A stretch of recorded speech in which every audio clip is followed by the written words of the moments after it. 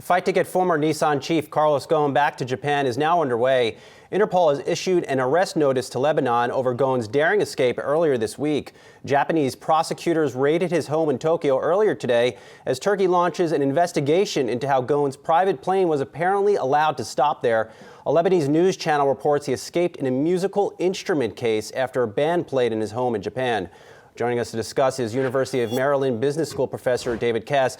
David, this story is pretty remarkable. I don't know how he fit in potentially fit in a music case, but there we have it with Carlos Ghosn. But what does this signal? What type of signal does this send to business leaders more broadly, especially those that do business in Japan?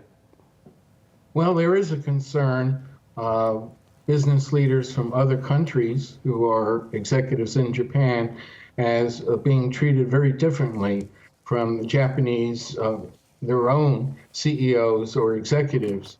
And it looks like there's a double standard, or there could be, and this could discourage investment or American and other companies, European, et cetera, locating to Japan.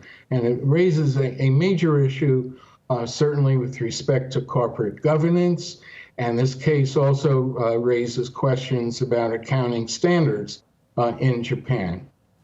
Now, Ghosn says he's going to actually speak with the media in the coming days. We're all anxious to hear what he has to say to us. But we know that he was an innovative leader at both Nissan and Renault. We've seen shares of both of those companies tank since his arrest in November of 2018.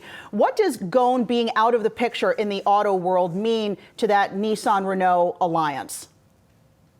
Well, as you mentioned, those shares of Nissan and Renault have dropped substantially since his arrest. Nissan is down 37%, Renault down 28%, and over the same time period, Toyota, for example, is up 17%, Tesla is up 25%, and the overall stock market is up 16 to 20%.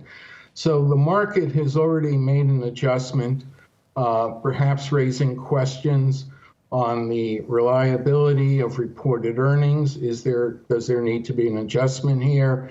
And as well as the market is forward-looking, it may be discounting some problems going forward.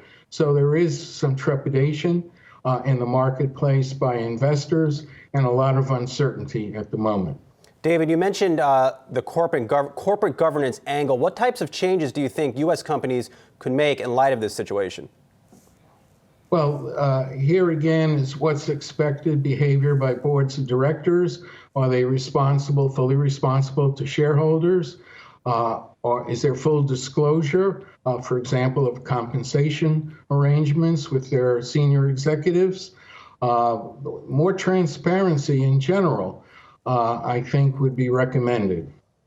What do you think happens for Ghosn next? I mean, does he return to the business world in some way, do you think, as if this were to be able to blow over? I don't know how it would. He's supposed to stand trial in Japan, but what do you think is next for Ghosn in his career? Well, that's certainly a bit unknown.